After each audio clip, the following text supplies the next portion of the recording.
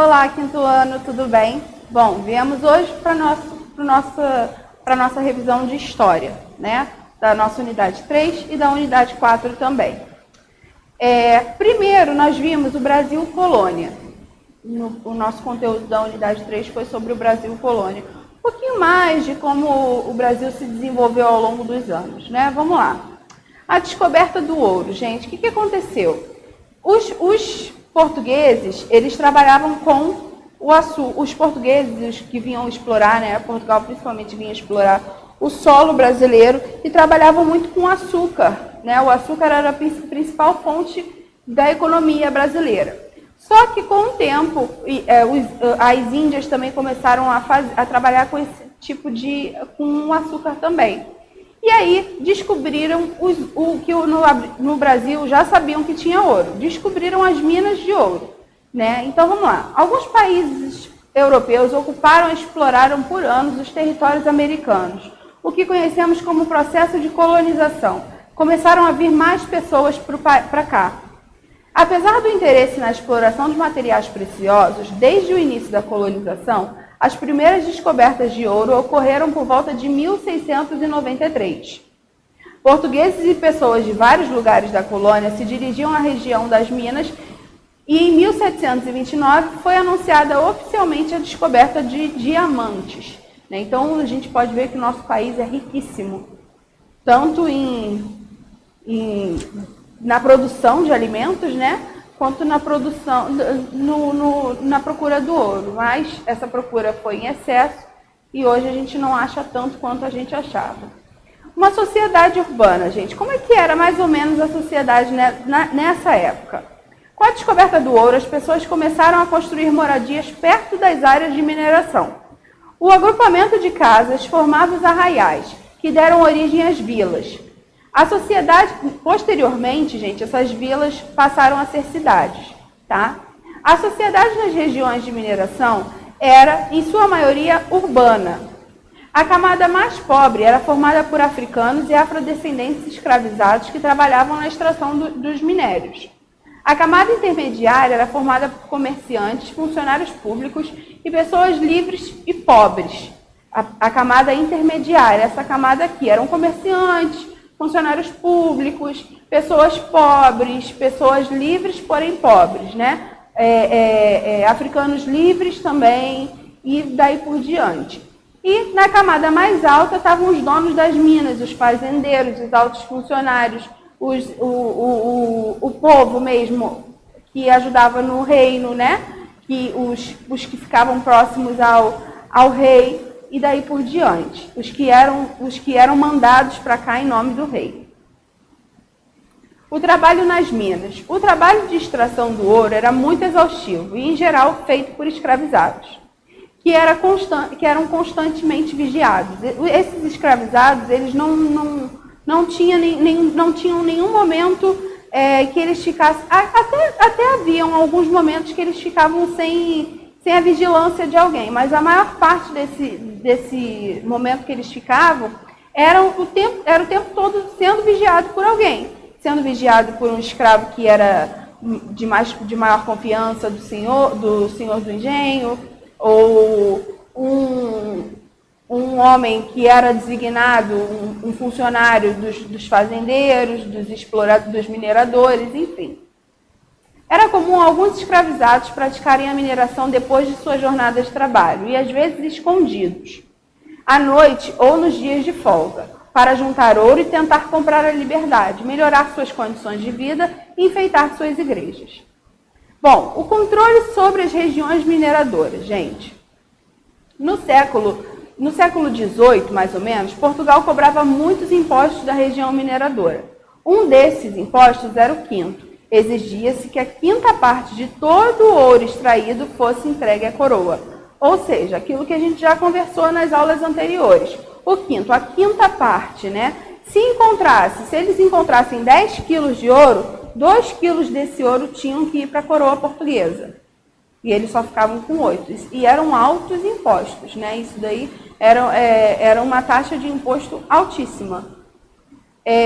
Para evitar o contrabando, os portugueses criaram as casas de fundição, onde o ouro era fundido em barras e o quinto do seu peso era retirado. O ouro ele tinha que ter uma marcação. O ouro ele tinha uma marcação para demonstrar que já tinha sido retirado o quinto. Se fosse encontrado ouro sem essa marcação, sem estar fundido, eles eram obrigados a levar para também tirar o quinto, para também tirar esse imposto, né? E esse imposto que foi imposto pela coroa portuguesa.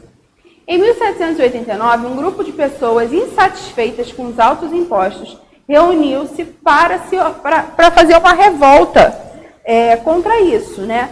E foi chamada de Inconfidência Mineira ou Conjuração Mineira. Um dos seus principais participantes era o Joaquim José da Silva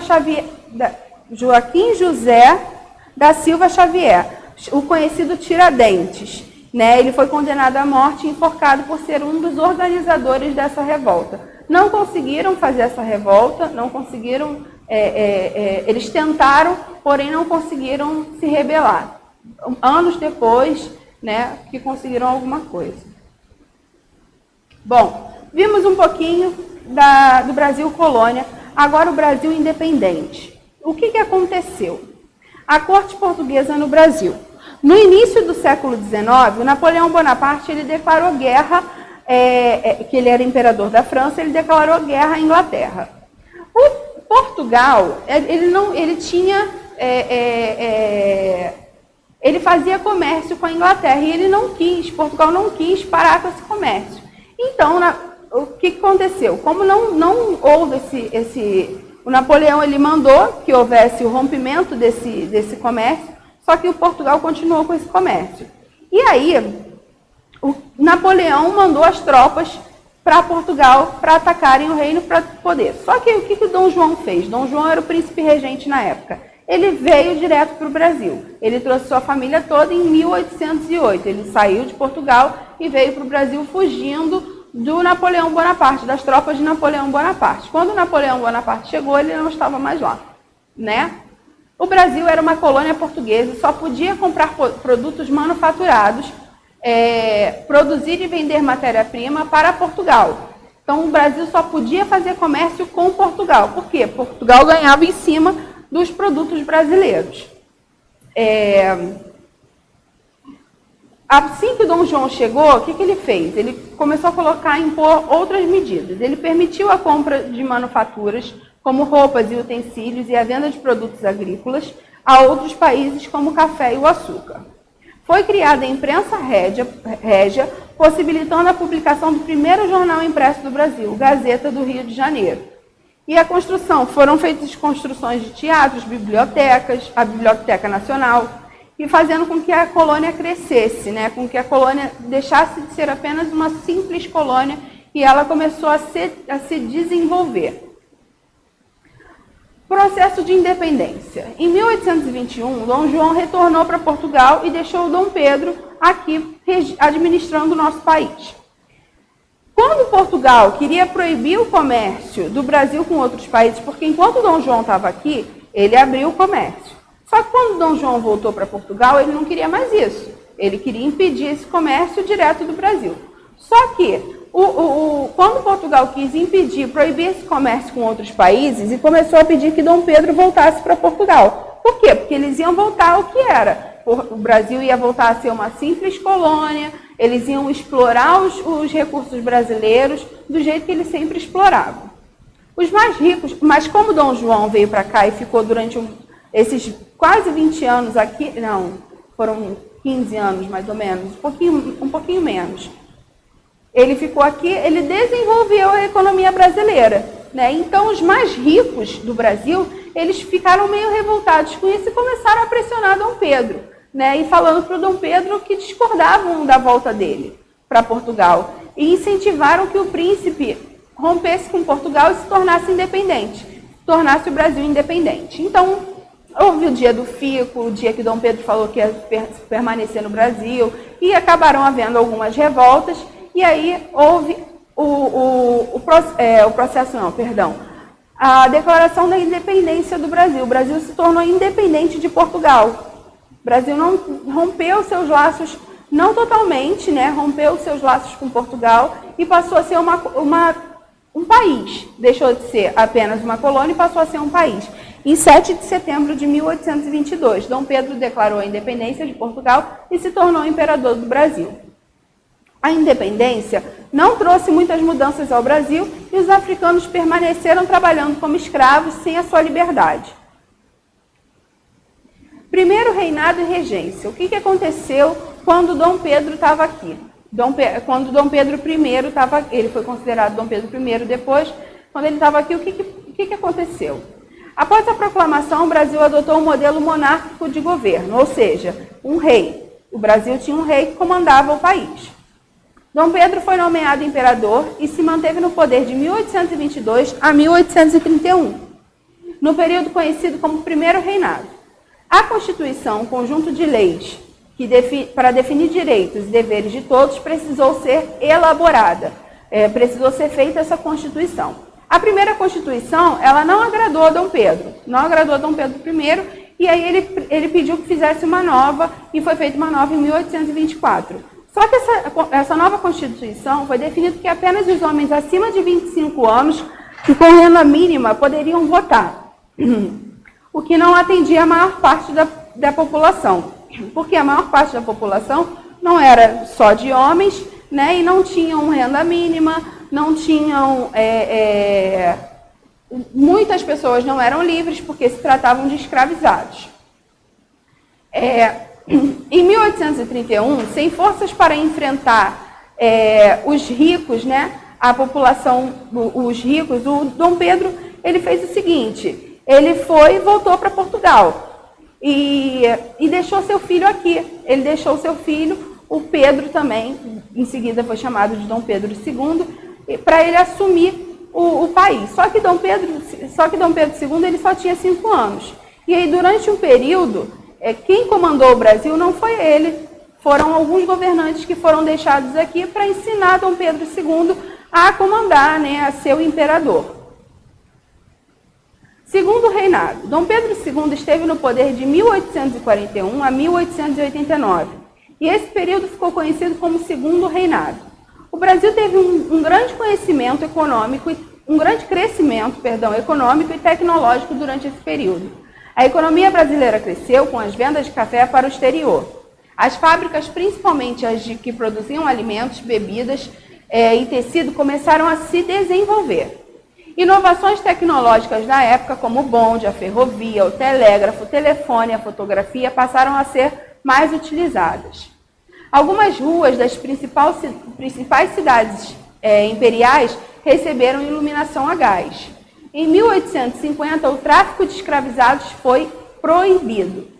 E em 1970, imigrantes europeus chegaram para trabalhar nas fazendas de café em São Paulo. Esses imigrantes, eles recebiam pelo seu trabalho.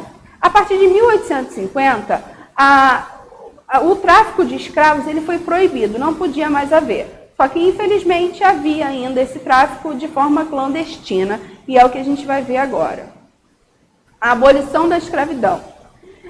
Com o tempo, o movimento abolicionista brasileiro ganhou força e lutou pelo fim da escravidão. O movimento contava com a participação de escravizados, libertos, militares, advogados, jornalistas, estudantes, entre outros. Foram decretadas diversas leis que antecederam a abolição da escravidão. Primeiro, em 1850, foi proibido esse tráfico, só que ainda havia de forma clandestina. Depois, em 1971, foi aprovada a Lei do Ventre Livre. Toda escrava que tivesse um filho, aquele filho seria livre. Só que um bebê, ele anda sozinho com as próprias pernas? Assim que o ser humano nasce, ele anda sozinho com as próprias pernas? Não. Então, os senhores de engenho, eles acabavam se beneficiando disso durante um período, né, até que essa criança ela se tornasse independente, e eles se aproveitavam disso e botavam as crianças para trabalhar também. Então foi meio fajuta essa lei, né? Em 1885 foi assinada a Lei do Sexagenário, ou seja, todo escravo que completava 60 anos, ele era livre, ele era liberto. Porém, os escravos não chegavam, às vezes, nem a 60 anos. Eram pouquíssimos, a expectativa de vida deles era muito baixa. E eram pouquíssimos os que conseguiam chegar aos 60 anos. né? Então também foi uma lei meio fajuta. E aí, finalmente, em 13 de maio de 1888, a Lei Áurea determinou o fim da escravidão. O Brasil foi um dos últimos países a terem o fim da escravidão. Depois de muita pressão, é que o Brasil libertou os escravos, e aí os escravos passaram a ser assalariados, ou então muitos foram para os centros das cidades e por aí vai. Bom, gente, finalizamos aqui, né? A gente finalizou aqui a nossa aula. Espero que vocês tenham entendido. Caso tenham alguma dúvida, mandem pelo Clesep, mandem pelo Teams, perguntem nas aulas, porque aqui eu estou aqui para ajudar vocês, tá? Um beijo, até a próxima.